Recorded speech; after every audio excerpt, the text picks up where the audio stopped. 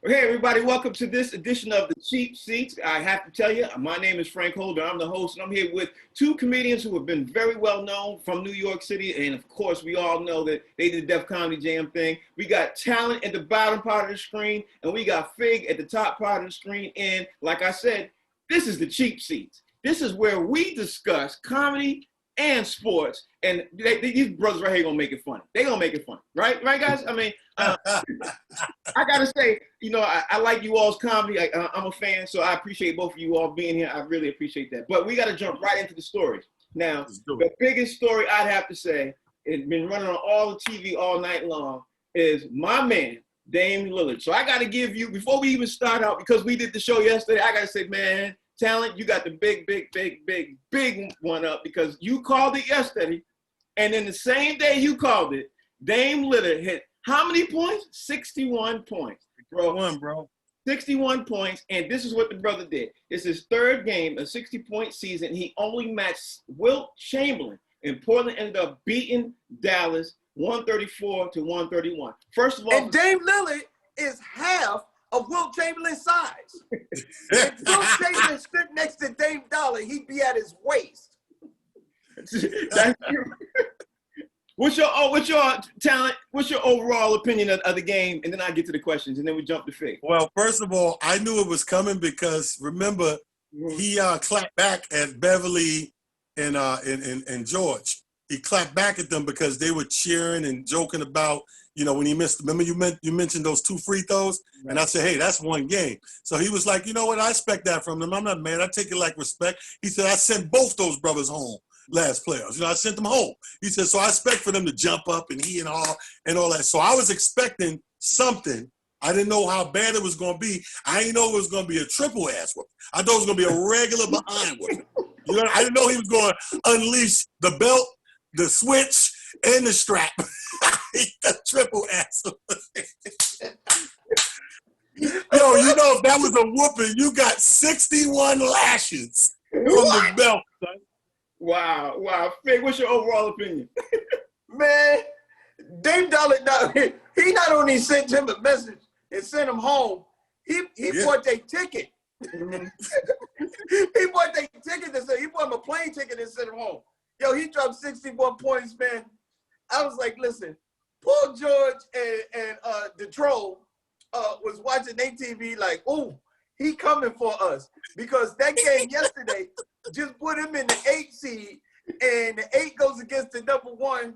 Oh, my God.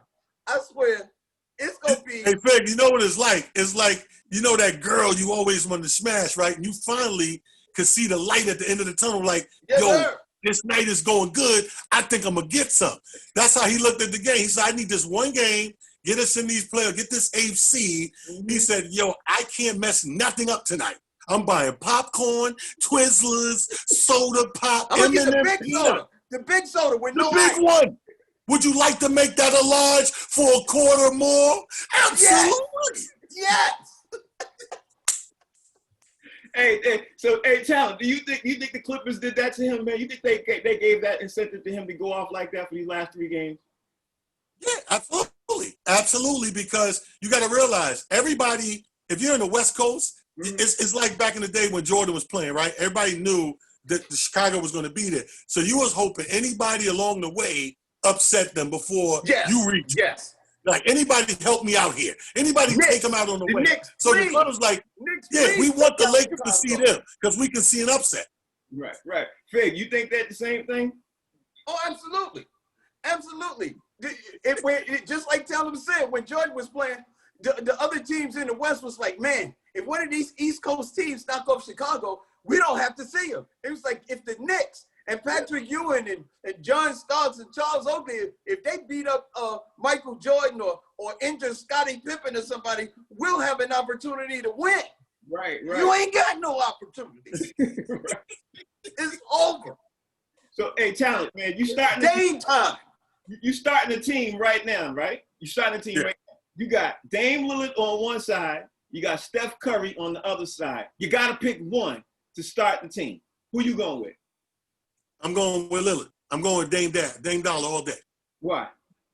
Because Dame has more of a killer instinct. They both are potent offensive players. But if you look at how they play, they like Steph Curry is like, he need those pieces. Like he has that instinct, but also in that killer instinct, he's still getting people involved. Like Dame puts me in the mind of a Michael Jordan. Jordan knew with 3-4 minutes on the line, and it's all on the line. Give me the rock, put it on my back. I'm just gonna make a break through me. Dame got that mentality. He gonna put it on his shoulders, and we gonna make a break through me. Like Steph is gonna dish. He gonna go on fire, and when you least expect it, he dishing. Dame is taking it to your throat. Right, he sure is. He sure is. To your throat. How about you? You got Steph Curry. What is it, 3? How many championships that brother won? We're all in that heart. Or Dame Lillard, who he has 0 championships. Who you going with? You talking about me? That's you. Who you going with? I'm going light skin. Team light skin. I'm going light skin. I'm going Steph Curry. Now hold up, Fig. I like it. Hold up, light skin. We're not talking about you get the whole team. It's just Steph Curry or Lillard. Yeah, Steph Curry or Lillard. You got to start. You start a team. You got Steph Curry on one side. You got Dame Lillard on one side. Man, let me just tell you this. Give me a healthy Steph Curry. I take that. I seen that boy do some stuff. Cause since my Knicks are so sorry, I sort of adopted the Golden State Warriors. I've been watching Steph Curry. Yo, man, this kid in warm-ups be shooting stuff from the tunnel. This kid, as soon as he hits on the court, he's within range. Yeah, I see it. I take Steph Curry. Listen, you never know when this dude was. I watched the game with Steph Curry at OKC when KD and Russell Westbrook was at OKC. The game was on the line. Steph Curry stepped across half court and let it go. And it was all, it hit the, I don't even think the net moved. It hit the bottom of the net. Pow! Game over. Yo, you getting caught up in the magic moment, son. You're getting too caught up in the magic moment. That's like somebody coming to the league and they can hit from the 10th row in the bleachers. Be like, yo, I want him. He can hit from the 10th row in the bleachers. But guess what? There is no shot in the game from the bleachers. You got to go with the dude who do it on the court. Right. Dame Dollar is a killer. Do you don't see Steph Curry be hitting stuff? Listen, when the game be at halftime and Steph Curry get a rebound, they guard him before he crosses half court because they know if he put wherever on the court he got the ball, they guard him because they know if he put it up, there's a strong chance of that ball going in. But he's fragile, Fig. This man gets injured on the pick and roll. He get injured on the pick and roll, bro. See, but that's what I said. I said, give me a healthy Steph Curry. If he's healthy, I got Steph. Okay. All right, Fig. Now I'm going to throw the next question to you. All right. The Lakers look like they're really paranoid yes. Of course, to face, obviously, Portland Trail Blazers because of what Steph is doing. Okay. If you are the Los Angeles Lakers head coach right now, how do you stop the Portland Trail Blazers? Besides, because obviously everybody's saying they're going to double team Dame. Double teaming Dame has shown statistically it does not work. So how would you stop the Portland Trail Blazers? I said I give them all tickets to Magic City. I was gonna say start a fire in the locker room. I give tickets to Magic City, and I send them some of them buffalo wings that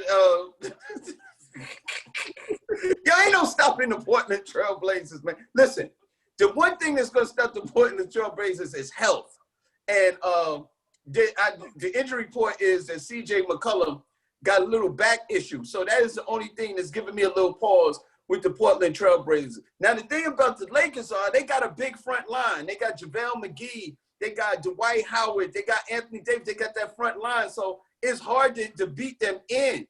But the Portland Trail Blazers don't need to do that to win.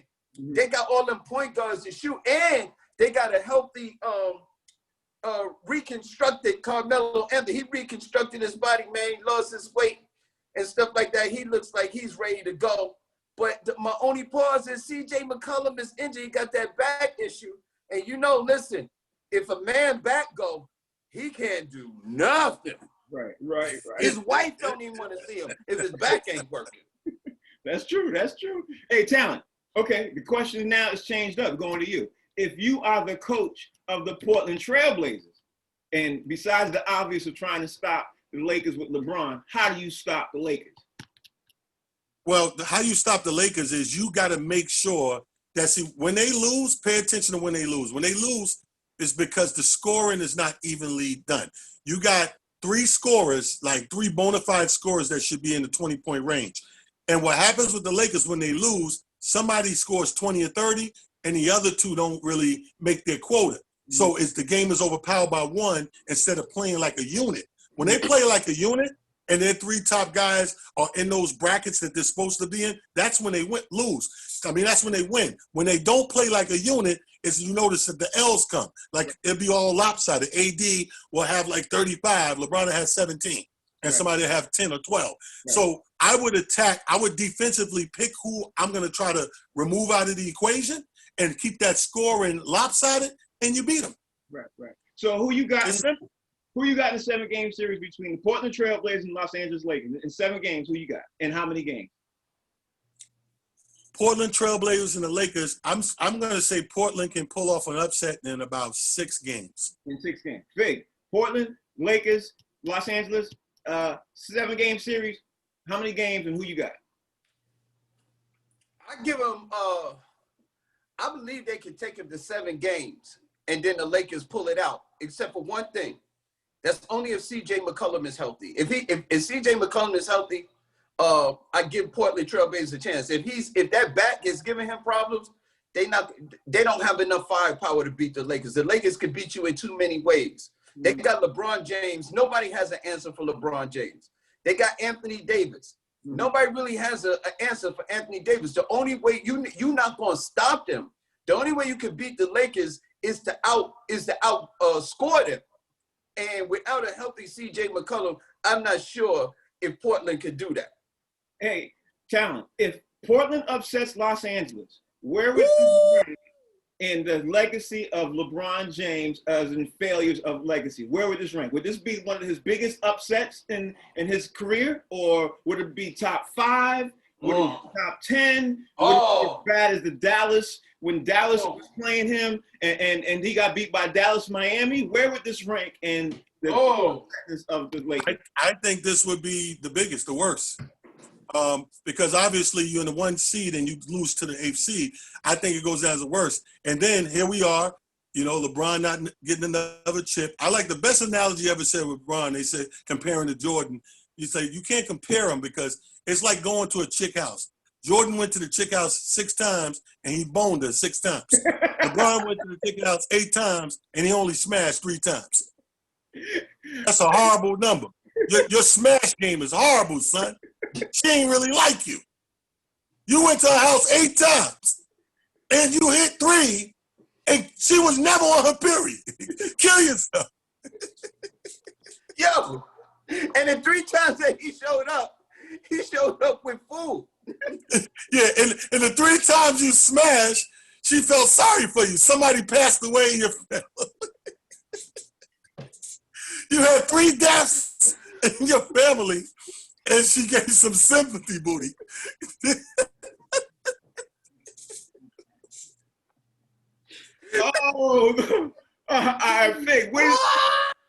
Fig, where's it rank with you and the failures of LeBron James failures list? Because Listen, man, right now he's 3-6.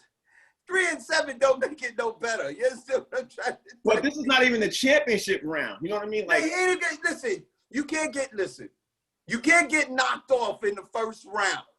You understand? You're supposed to be the greatest basketball player in the world. You got Anthony Davis with you. Hello. You got the 2 top players in the West. You 2 of the top 5 players in the West. You can't lose in the first round. Right. You can't. You just can't lose in the first. Listen, first off, with me, he don't even compare to Jordan. You can't compare to a dude who went 6-0 and you 3-6. I mean, come on. Jordan got as many wins as Bron got losses. How you gonna compare these guys? They not the same, man. And he did an NBA tour going team to team making super teams. Right. Couldn't stay at home and put the pieces together. Right. So now that's what Dame is saying. He say, I'm staying right here and I'm putting my team together and we loading up and we coming at your neck. So he got hickeys all on his neck because he coming at that neck. So LeBron James got hickey on his neck and a ponytail, a ball ponytail right there. This ball spot that turned into a ponytail. You see that? It starts from here and go all the way to. He got a reverse mohawk. He got the Chris Brown man bun. That's what a man bun look like when it's empty. All right, so after watching last night's games, does anything change for you all? You all still think, who do you think comes out after watching last night's games? Who do you think coming out of the West right now? I'm still where I'm at. I'm building off that upset against the Lakers. And with that energy and momentum from that, I don't think anybody can match their confidence. Mm-hmm. I got the Portland Trailblazers. So you got Portland upsetting the Lakers. You got them upsetting the Clippers. You got them just going all the way out to the West and representing the Western. I think they're gonna get lucky, right? They're gonna get their upset. Somebody's gonna be miraculously taken out along the way, and I think they're gonna find themselves in the chip. Right. Fig, what you think? I think they got a possibility, but my caveat is still CJ, because that boy CJ balls out. But if he's injured, I got the Clippers, man, because the Clippers got some dogs. You understand? They got some people that if you get into an argument, they gonna fight. You know what I'm saying? Clippers got some fighters on their team, and I've never seen a team make it to the chip without at least one person that you think might flip out and punch you in the face. You need somebody on your team that might punch you in the face. You know what I mean? Or somebody to just scare you like a little, like them years that Jordan and them was winning. You never knew what Rodman was going to do, man, because he was a loose cannon. Yeah. You know, he was going to the WW wrestling and stuff like that. Yo, Rodman was crazy. Yeah. And the Clippers got some crazy people, man. Yeah. They got a lot. They got one of the Morris brothers.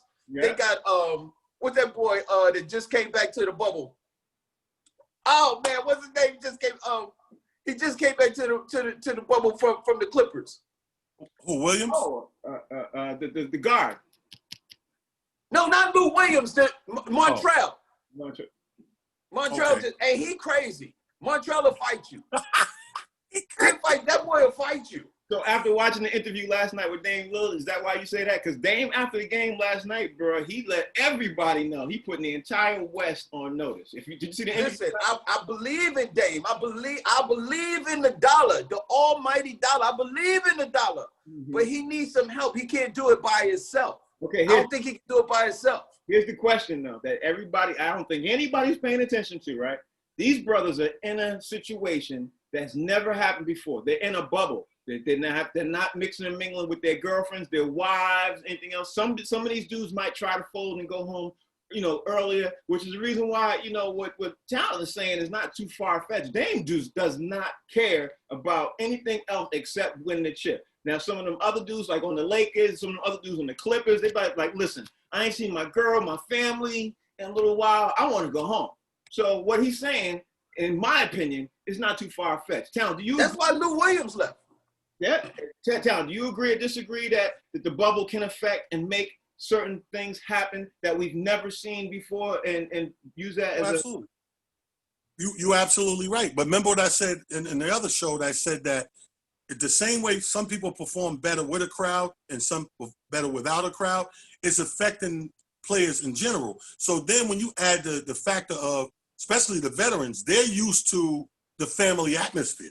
They're going to miss family more than young dudes. They just still young. So going around and doing different things, they're more prone to adapt to something like a bubble as opposed to LeBron age players, all the veterans, the Carmelo Anthonys, who are hands-on with their kids and take them to school and do all that family life stuff. They're more homesick than that young, crazy, like he said, Fig said, it's some crazy dudes in there. You know who's crazy? Anybody in the NBA that hair is nappy. It's crazy. You make $1 million, but you're not investing none of it in a hairline, a perm, or nothing. Not a fade. And you know what? Nothing. And in the bubble, you can get a haircut for free. But you don't want one. What's my man?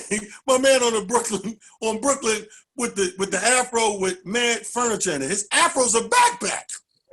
They found mad old homework. They went in his afro. He had all kind of snacks and. They went in his afro and found everything that was behind the couch that ain't been moved in months. He had Now Laters and Jolly Ranchers.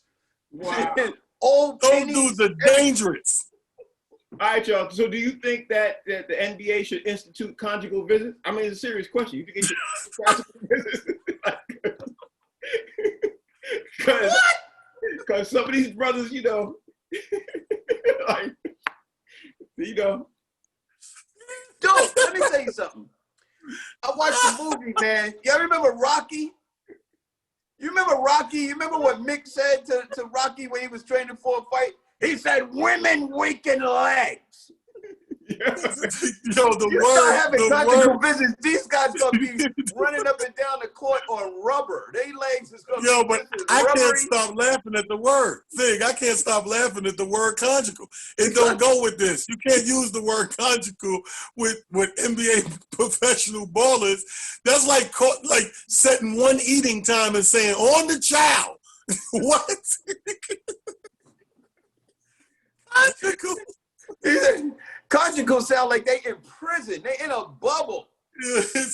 You know, honestly, it's true. They like, you know, you can see their mental health. But see, I think that's cutting off your nose to spite your face. You got something that's working. Don't crack it. Don't crack the bubble, because then you leave open. Now you back to what baseball doing. You letting people in that's not in the bubble. That's doing everything out here trying to move back like it's normal, and you putting it at jeopardy. I mean, what we talking about here? A couple of months? Mm-hmm. Come on. Yo, if you let the wives in, what about the basketball players that are single? You know they gonna want the jump offs. Not only that, Fig, not only that, you let the wives in, you know the side chick's gonna start beefing. Yeah. You got side chicks that's gonna be like, yo, he ain't even boning his wife. Let me in. You know what's funny is the NBA, as of this morning, 10 a.m., they released a press release saying that the NBA players have to prove that such and such person is a relative of yours if they're going to be let into the bubble. So that would alleviate all the side chicks and all. Listen, black people, we all look alike. That's my cousin. All right, so let me ask you all this, man. He's a distant relative. They're gonna be mad 23s and me's.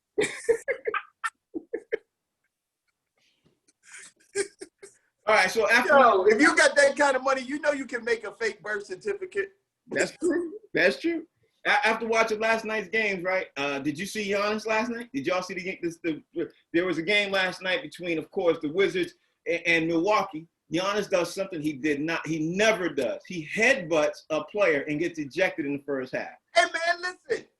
Let me tell you something. They call him the Greek freak, but Giannis is really African. I don't care what nobody. That boy from Africa. His people is from Africa. That's an African move. When they get mad, they get close to you, they headbutt you. They don't care. He can be raised in Greece, or you know what I mean. But he still got that African forehead. He gonna headbutt you. You know you can. I'm not worried about the Greek part. I'm worried about the freak part.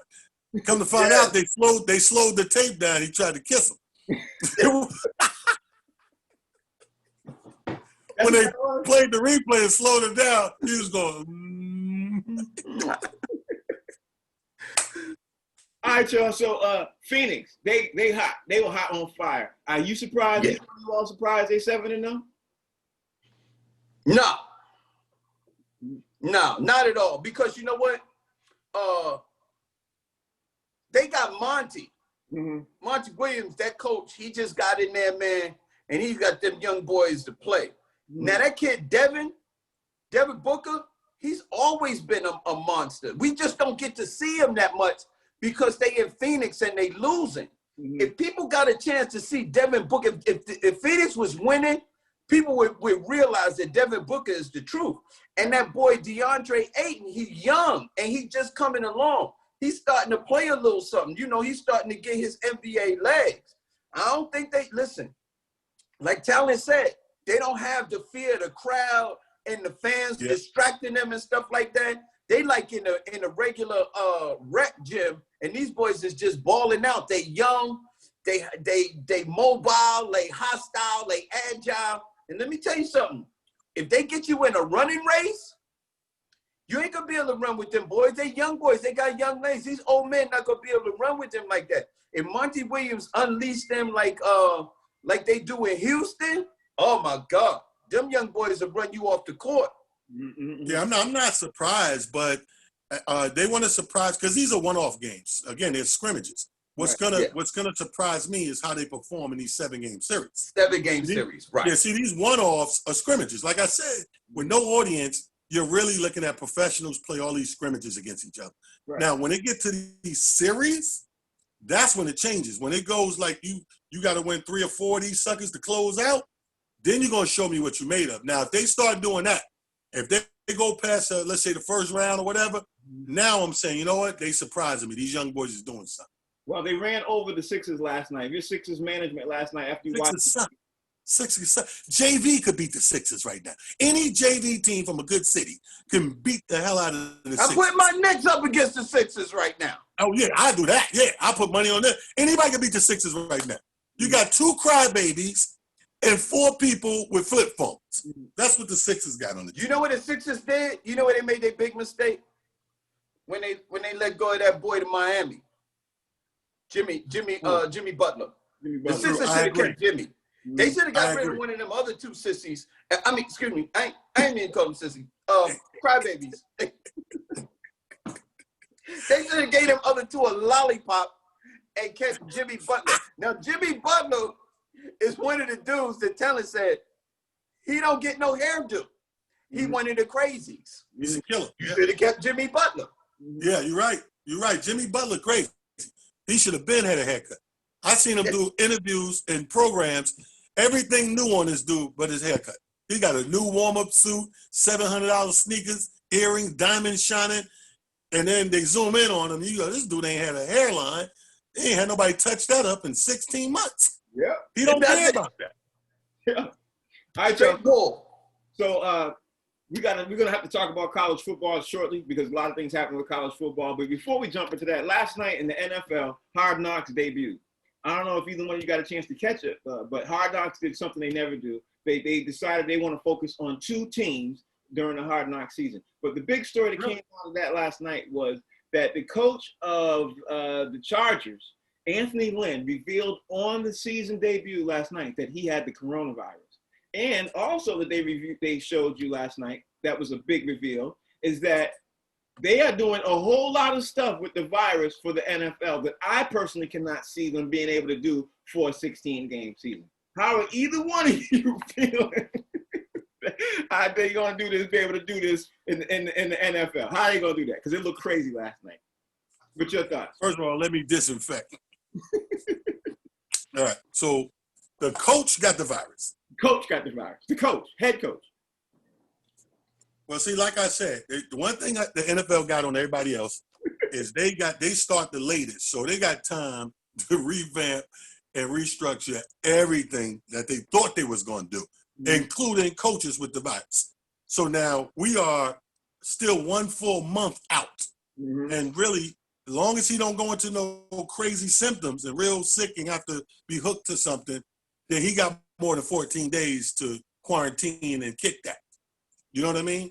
And you should have multiple tests because we know it's been false negatives and positive. You know, some people take it and they say positive, positive, positive, and they ain't got it. Where was this when my girlfriend and baby mother needed the test?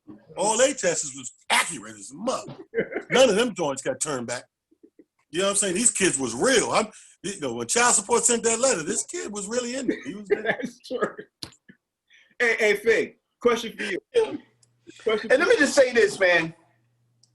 On a football team, you got a bunch of young gladiators.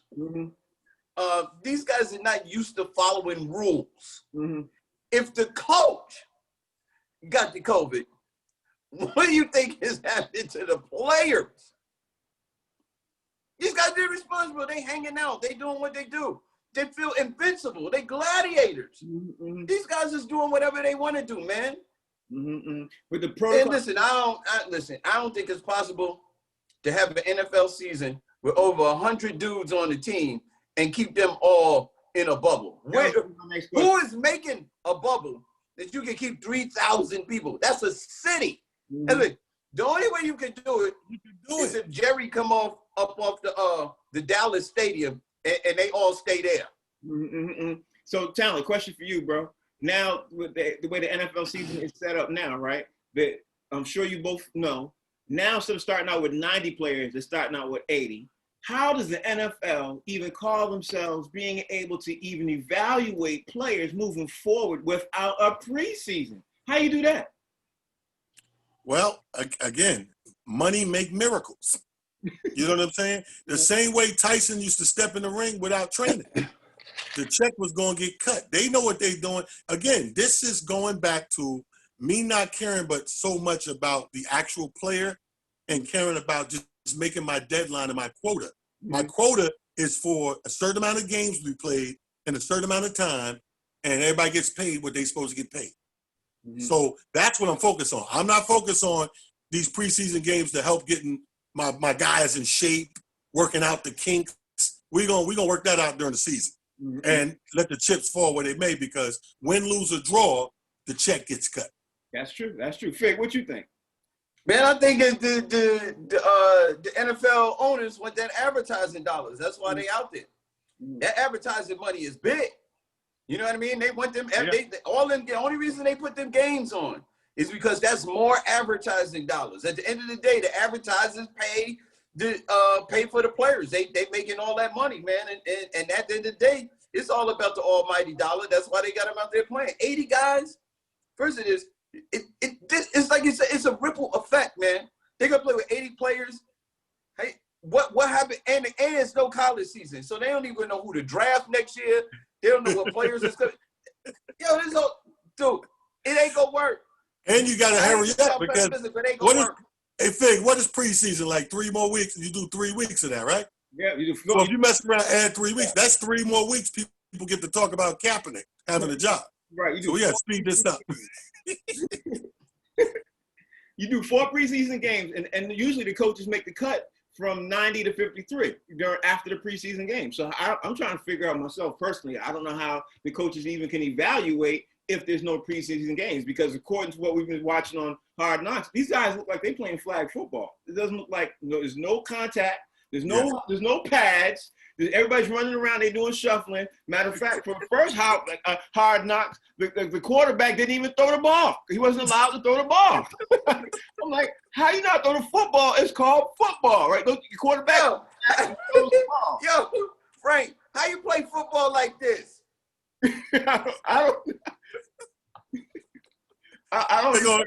How do you skip? What if they start cutting out pre-K? Kids go right to school. You ain't learn how to drink no milk, eat no cookies, no scribbling. Go right to school. People like, wait a minute. I understand. I don't get how they do it. But you know what it does? That leads up to, basically where I was going to come into it. The biggest story was that now the Big Ten and the Pac-12 have now both officially called off college football. Now, the ripple effect, like we discussed yesterday, the ripple effect is bananas, because the biggest thing is besides the money, there's no money, people not going to be making money. But I look at it as a perspective of college football has players who try to get to the NFL. If the top 10 players or the top 20 or the first 3 rounds of players who are eligible, they opt out. Now you got players who are coming in, and they got basically, it's, your chance to shine, right? But how they even shine if there's no college football? How does the NFL sit there and decide who they're going to pick in next year's draft? How's it going to work? How's it going to work? Fig, what you think? I think you got to go off of the latest stats. So my thing is, okay, let's say it wasn't a season, and I played say I'm a senior and I played 3 years prior, look at my numbers and my stats, what I did 3 years prior. You got to go off of that. It's not my fault there's no season. There's a pandemic. I didn't stop playing because my cleats broke. The pandemic stopped everything. So you got to still go for my body of work that I built. I really did that for 3 years. You know, if I led the college league in passing and attempts and all, whatever it is, yards, I did that. Like, you still got to go off of my credentials and my resume. You know, that don't change. It's just that I couldn't play this year because it got shut down. But see, college football is slick. They're not canceling all college football. They said themselves, yo, it would have to be 50% or better to say this for us to take that option. And what does those two that opted out make up? 41%. They slick. They know what they're doing. Right. Well, see, with that thought process you just said, now Burrow, the kid who's the #1 pick in the draft, nobody knew who he was this time last year. He plays good. He's the #1 pick in the draft. Year before that, Kyler Murray, everybody was like, you know, Kyler Murray has his offseason. He's playing baseball. You know what I mean? So you tend to look at it like, is this the year where we're going to skip and miss some gems? Some gems going to fall through and land on certain teams like this? I got it, Frank. I got it. This is what you do. Just brainstorm. Just came to me. This is what you got to do. They're going to have an open tryout like the Philadelphia Eagles did back in the day with Jawowski when they got the player from off the just regular people. They just let anybody try out. So you gotta have open tryouts for all of the teams and just let the best man win. That might work. What you think, Talent? Well, I tell you one thing. If I take out a student loan, I don't like that. But I go by the old college motto. I mean, the old sports motto. You are only as good as your last game, and in this case, your last season. So you got to judge me off of what I did. It's like if the last fight I did, I'm a boxer, and I knocked the guy out 10 seconds into the fight. But I ain't fight. Everybody else been fighting, and I missed the last 5 fights. You still got to – I'm a force to be reckoned with as far as you're concerned. The last time this guy was in the ring, he knocked the guy out in 10 seconds. You can't go off of, but the last fight, this other guy knocked that guy out. The one you knocked out, knocked that guy out. Tyson, you know, he went by something else. When they interviewed Mike Tyson and said about the Buster Douglas loss, they was like, yeah, we heard you wasn't training before the fight because you thought you was sleeping on Buster. He said, no, it wasn't that. He said, I ain't trained for 5 fights before that. He said, I didn't train for 5 fights before that, but the guys I beat in those 5 fights had beat him.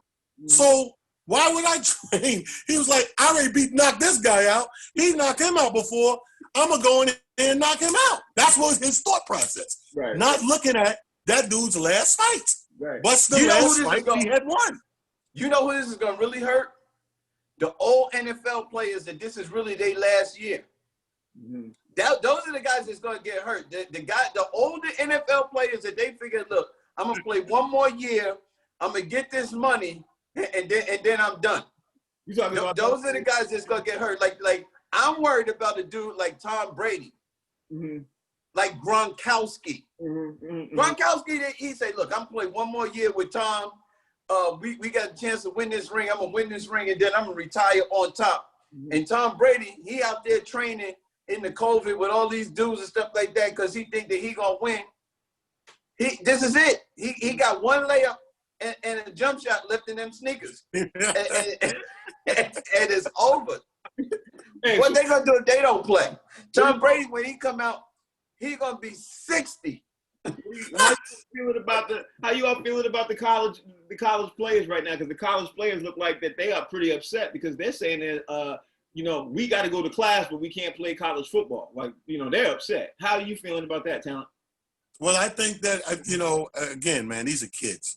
And sometimes the adults have to make a decision to protect the kids. I got 6 kids. It's been a ton of stuff along their journey in life that they wanted to do that I couldn't let them do to keep them out of harm's way. Sometimes in their 20s. Yeah, sometimes we got to do this, man. These kids need somebody to look out for. Of course they want to play, some of them. Some of them, of course, they're looking at, I'm not going to get it. I'm going to be okay. I got to go to class. Yeah, because if you go to class, brother, there's something more than this is an iffy thing. you may or may not be drafted or picked to go further. College, this ain't no iffy thing. This is an education that's going to be guaranteed useful to life. Mm-hmm. And you might not always have football. Listen, let's not really listen. Are we gonna keep it real? Or we gonna pretend? Let's not pretend like college athletes was going to class. How about not pretending that these star athletes was going to a classroom and doing any work at all? Come on. Do you know what the practice schedule is like? Stop it. You just gonna keep bringing up these conjugal visits, huh?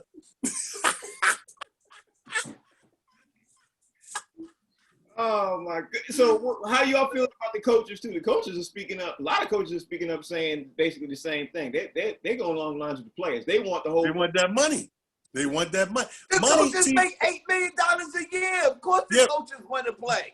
But here's the thing. I'm sure they got stipulations in there where they don't get that full money, or if they get any of it when they don't play. My thing is this: I don't understand this whole thing about the economy and this money that's driving people to go against health risk, because if you dead, none of it matters. Like there is no economy for me if I'm dead.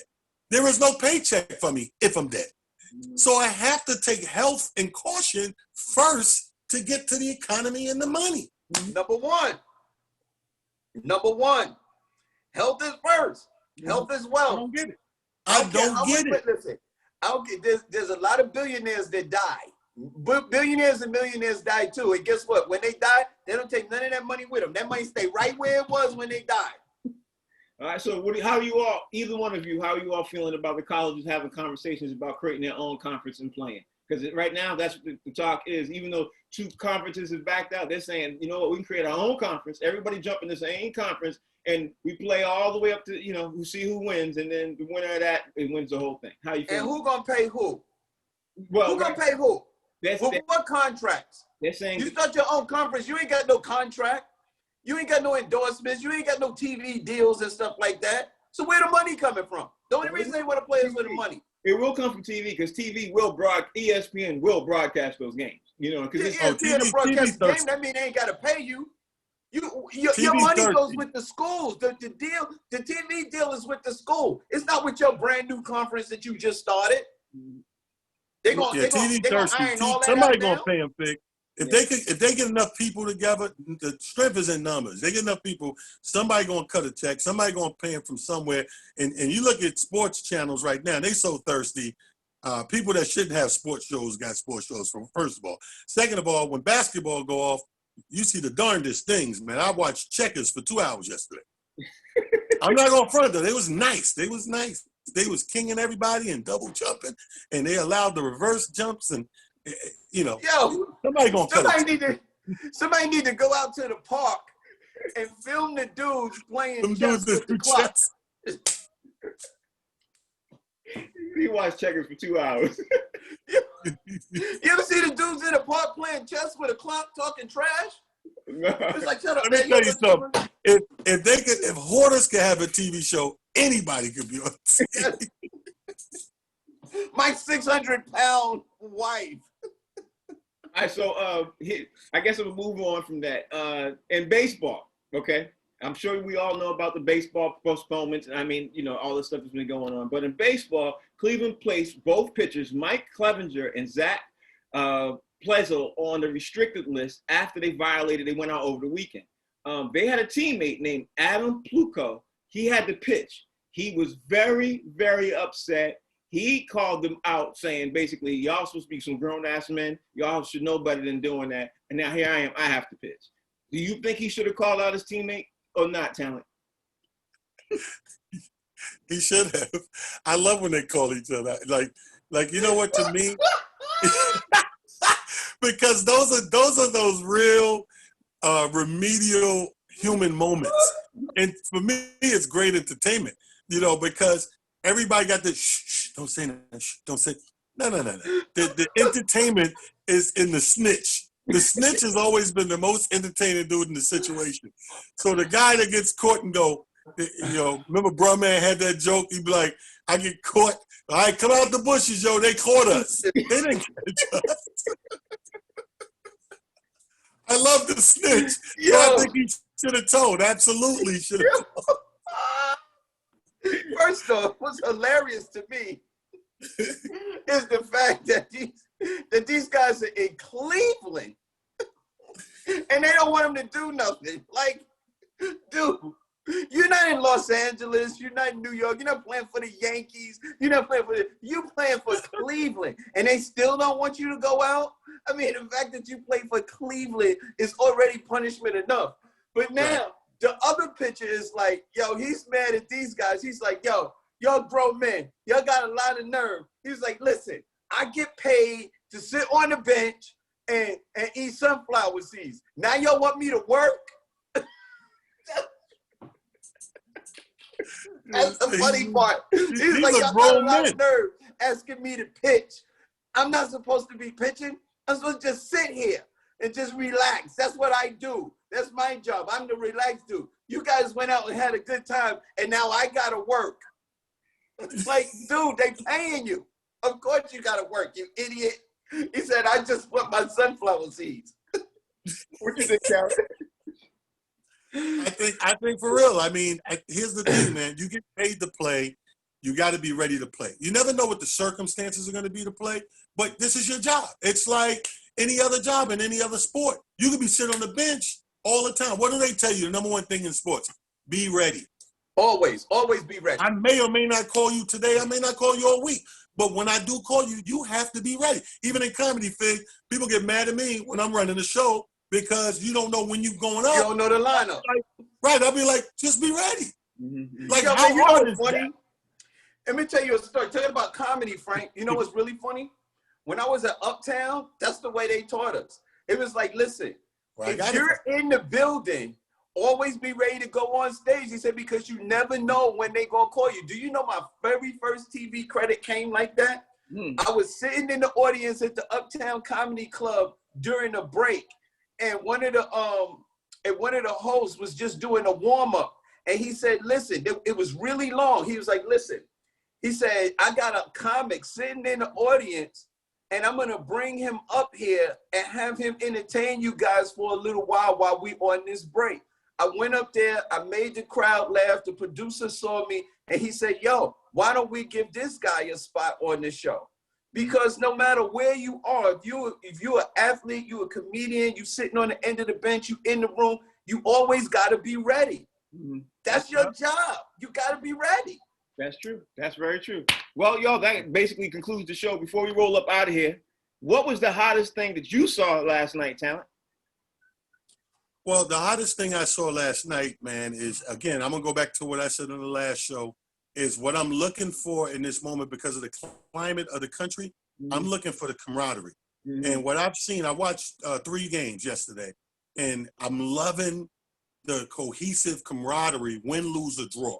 Win, lose, or draw. We are watching these teams right now move in a unit that we haven't seen to this day. The only time we've seen teams move like this is when they're happy and winning. Now I'm watching teams in close games and not so close games losing, but still have that camaraderie when they're leaving the floor. And I'm thinking that's some good thing because I used to, we come up in the era of that warriorship. Like they take the floor like, yeah, we gonna beat y'all. Like, I hate y'all. But given the climate, if we're gonna love each other on the court and still be competitive at the highest level, we gotta do it the way they're doing it now. And, I applaud the NBA right now and the WNBA because I caught one WNBA game, my Liberty and everything. That's my team. You know what I mean? So the way these girls are laying it all on the line, but they always did that. One thing I can say about the WNBA, they've been laying it on the line when the NBA was taking breaks. WNBA was still going hard. They were diving in bleachers, and they got boobs. You know what I mean? They diving in the bleachers, hurting all this. All of this getting jammed up. We got pecs. They got things. They got glamatory. It's milk and everything, and they're all over the stadium messing the seats up. So they always put it all on the line. Shout out to the ladies in the WNBA. Fig, hottest thing you saw? Yeah, man, hottest thing I saw.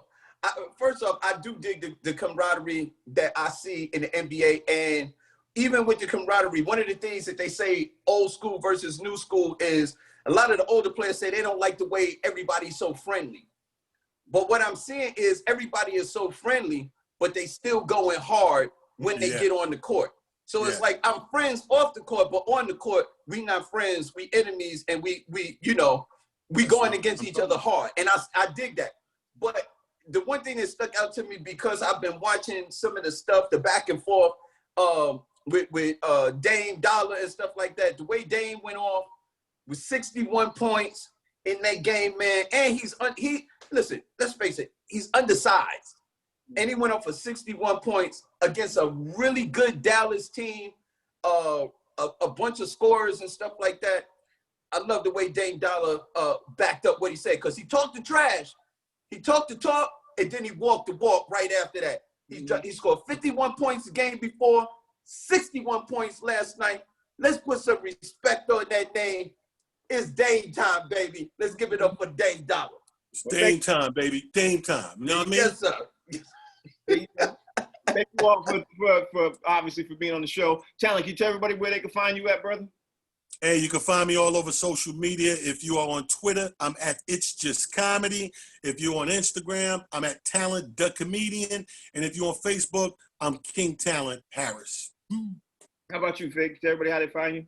All my stuff, on my Twitter, Instagram, and Facebook, you can find me at Comedian Fig. That's COMEDIAN F to the I to the G on all social media platforms. Well, thank you all for taking out the time. Or you can find Fig on Most Wanted Monday through Friday until they catch him. Thank you all for taking out the time watching the Cheap Seats. You can make sure you check us out on the Humor Mill app, or you might even check us out on your channel locally. All you got to do is call your local cable provider. We'll see you all tomorrow. Every day, we're getting ready to kick this off every day, Monday through Friday, coming around 1 o'clock. Thanks, Talent. Thanks, Fig. We'll see you all tomorrow. The Cheap Seats, baby. We done already?